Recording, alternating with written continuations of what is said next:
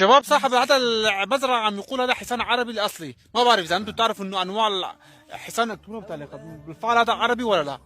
هلا هو كان صاحب المزرعة اللي حكينا شوي مع بعض، قال أنت من سوريا؟ قلت له إيه، حكينا إنه أنا بعرف عربي كردي، قال هذا حصان عربي أصلي ما بعرف، قال بالضبط هذا هيك في هيك شيء ولا ما بعرف؟ أنا ما بعرف الحصانات، قلت له والله إذا هيك برافو عليك، قال وأنا حبيتها كثير، ما بعرف قديش اشتريتها، قال لي سعره والله بس ما فهمت منه، قال حكى على التوزات وما بتوزاتهم شو بعرفني.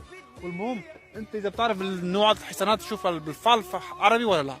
شوف شكله، خلينا يصور من هون كمان، قال هذا حصان عربي اصلي، ما بعرف بس ماني شايفه اصلي، بس والله حصان عربي اصلي ما بعرف اذا بالفعل اصلي اكتبوا لنا بالتعليقات.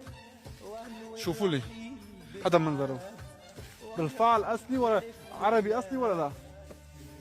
بس هو اكد لي انه شو اسمه حصان عربي اصلي، قال اذا بدك تجيب لك جواز شو اسمه جواز ما بعرف، المهم قال اجيب لك باسبورت مالتهم وورقه مالتهم انه بالفعل عربي اصلي. قلت له خلص ما في داعي، شوي حكينا، انت اذا اكتب له تعليقات بالفعل عربي ولا لا.